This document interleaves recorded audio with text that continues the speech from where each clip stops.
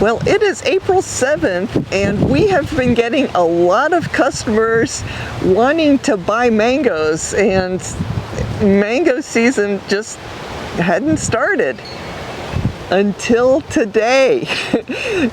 This was a mango that I picked up under this tree here. This is Rosa, and Rosa has lots of small fruit, but I found two fruit that had been quality tested by what I think was a squirrel, at least one squirrel. And so, of course, what I did was get a knife, cut off the part that the squirrel had, nibbled at, and tasted the rest. It was the best mango that I had today. In fact, it was the best mango that I've had in many months. So Rosa is one of those varieties that is often the very first one to fruit for us, and this year was no exception. I happen to be wearing this History of Mangoes 2024, and number one, Rosa. And last year it was March 26th. This year, April 7th, pretty darn close to last year's date. We have had Rosa as early as February, but this is a typical time of year. But back in January, it was the second half of January actually, we got cold weather and wet weather, and it was really not good for the trees. So Rosa started, this is the very first day that we've gotten, fully developed Rosa fruit. And I think we would have had it earlier hadn't we had that kind of not great weather earlier.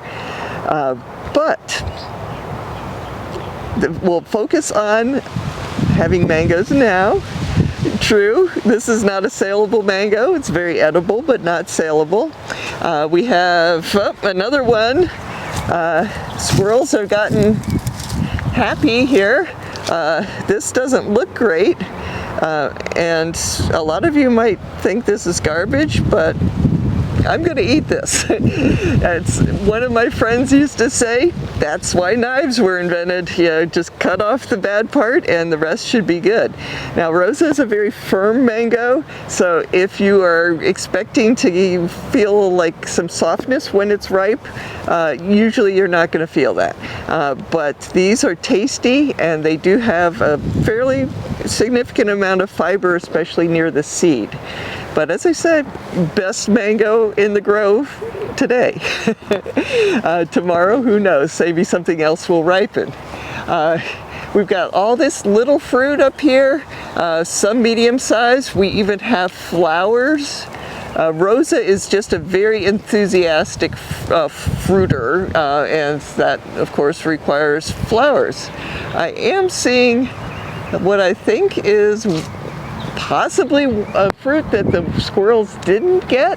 So I'm going to, fortunately I brought my picker pole, so let me get that.